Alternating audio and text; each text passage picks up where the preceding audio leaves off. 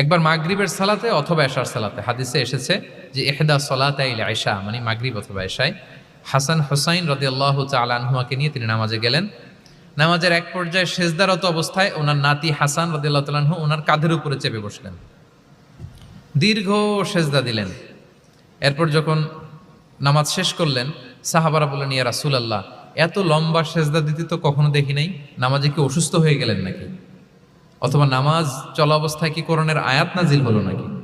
রাসূল সাল্লাল্লাহু আলাইহি ওয়াসাল্লাম বললেন, কুল্লু যালিকা লাম ইয়াকুন, একটাও না, বরং ওয়ালাকিন নাবনি ইতাহালানি, আমার নাতি আমার কাঁধে উঠছিল।